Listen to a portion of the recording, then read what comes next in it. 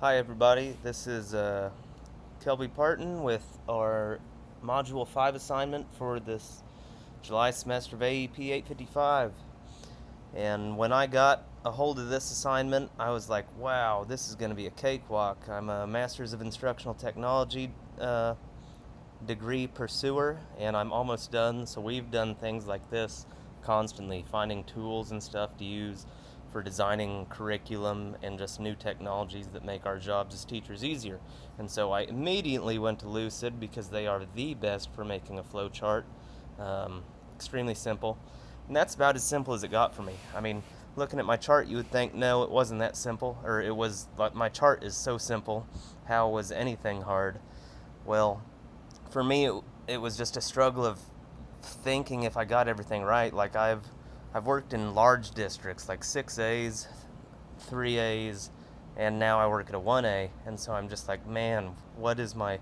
There's not a whole lot that goes, like, there's not much of a hierarchy in our system, so I just struggled with deciding, like, I just have to tell how it is and decide this what our district is. This is it in a snapshot, and it kind of, as you see this chart, if you were to spend some time in our district, you would realize why some things work better for us and why we do struggle with some things because of um, just the size of ourselves and our system. We don't have some of those things and people and just the rest of the tree for everybody to lean on. There's not everybody everybody in our district wears multiple hats, and you're gonna see this as I speak through this. So first off, the Board of Education up at the top of mine. They are the sole people up at the top. I debated looking at putting parents or the public up there above them, but really what they do, what the public does, is appoint the board. That's obvious, but that's kind of where it stops, at least in this district. Public can put input in at board meetings, but in the end, the Board of Education gets the say and the final vote on what happens. So I just don't know that, yes, the public is something, and you really could go even more on and go KSDE or KASB above that, but I didn't want to get that deeply involved with that. I mean, you could go as far as federal education, but for my sake, the Board of Education is the top dogs in our district. And here's where we get to start splitting. So, our Board of Education, below them is the superintendent, high school principal. You'll see there that's going to differ from a lot.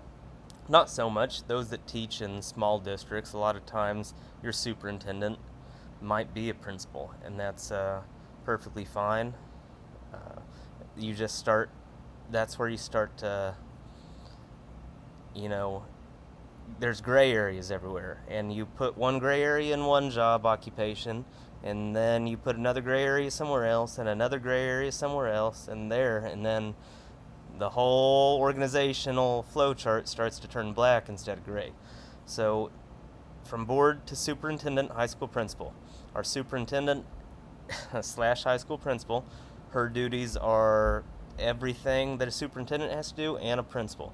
So she is the head honcho in charge of everyone underneath of her. And she runs business and policy and then day-to-day school stuff for the high school building, and then making sure the elementary is getting what it needs and running up to snuff. So it's a very complicated, very difficult job, and this is one reason why at the beginning of the class I said I have no intentions of doing administration, because this is a hectic job and it takes the right person, and I think you need to be an experienced educator or principal to step into something like this. It's just a lot to do, and if you don't have one of these jobs down, just throwing both in at one time, I've seen it and it's awful. Uh, anyway, back to that. So over here, this is like my, it's classified staff, but this is where secretaries go. And you'll notice that the Board of Education also goes here, because our district secretary that takes care of all of our business decisions that aren't like budget and stuff, but she also directs the budget, is our board/district secretary. So if there needs to be a third person in between our superintendent and high school principal, she is our board secretary, so she works for the Board of Education, and she also works for the school as the district secretary. So she is working multiple jobs. And then below her, I put our two school secretaries. We have one for the elementary and one for the high school. And that's the end of that line of secretarial positions. So we go back to our superintendent/high school principal in this flow chart, and you'll notice over here we have athletic director/assistant principal. This is a relatively new position for our district, not athletic director. Usually athletic director would be one of our certified staff that is volunteers to do that. And they would get an extra plan period or, a free hot dog at lunch once a week. That was a joke. But now we have this, and this is kind of an experimental thing that we don't know what to do with. We have our athletic director, assistant principal, and he does have principal duties. He does some of the, if students are in trouble or stuff like that, and he does a handful, or has done a handful, of reviews, performance reviews for us teachers, and he's only done it with a handful of the more veteran teachers, none of the rookies yet. I was one of them last year, and that way he could get his feet wet and know that he's in a good situation. So here's that. That one's kind of an outlier for us because we're not sure what to do, where to put this yet. Jobs could change for him. He could come down here. He may end up being the high school principal, and we have a separate secretary. But time will tell. Now, where do I put our only other principal in the district? Our elementary principal, I think, directly below the superintendent. And so this kind of got hairy because yes, they do the exact same job with the high school principal, elementary principal. They have the same things, but she is also the superintendent.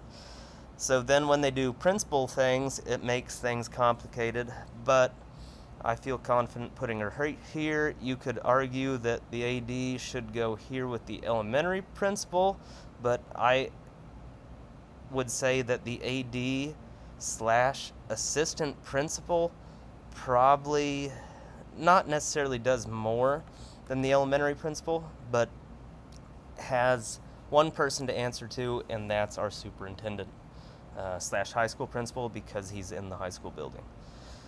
So now we keep following down, and this is another thing where I'd like to put a slash here and put high school principal also for her, or that's why I have this arrow, is our certified staff. So our teachers / counselors. And why did I put counselors mixed in with the teachers? Because you look at a bunch of other flow charts and counselors are over here doing something and sped teachers doing something over here.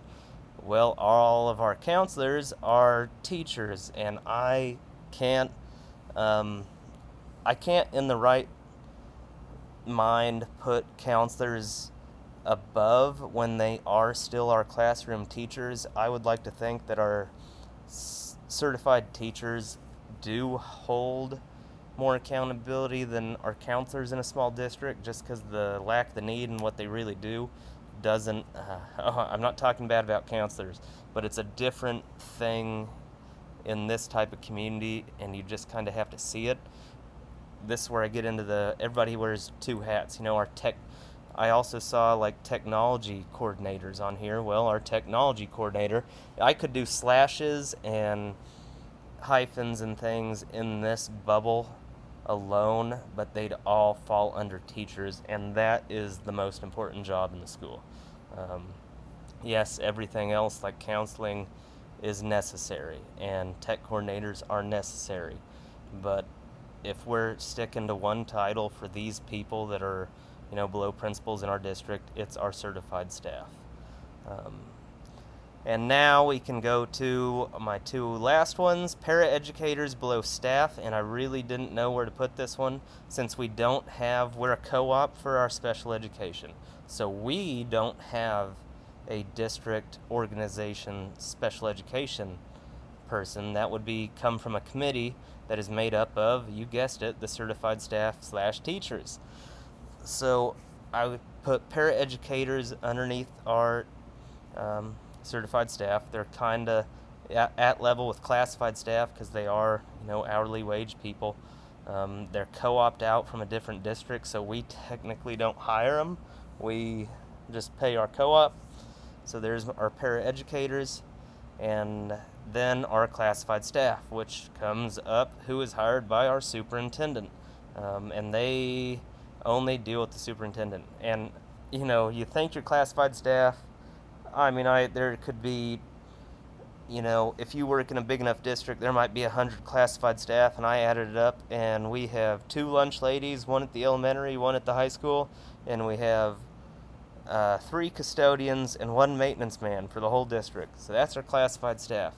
And boy, if our maintenance guy knew that I put him down here, he'd probably want himself way up here. But he's a buddy of mine, so he'll laugh at that. But that's where I put them. They don't have to deal with the duties that all of us do in this area. That's why I put them in line with here. They answer to the superintendent, do their job, and they get to go home at night. They don't deal with parents or any of that, and they don't have to put in any time on committees or anything. Kinda. There are some that serve. Our maintenance guy serves on like a building revitalization committee. There's too many committees in a small district, but that's essentially it. I think this is so.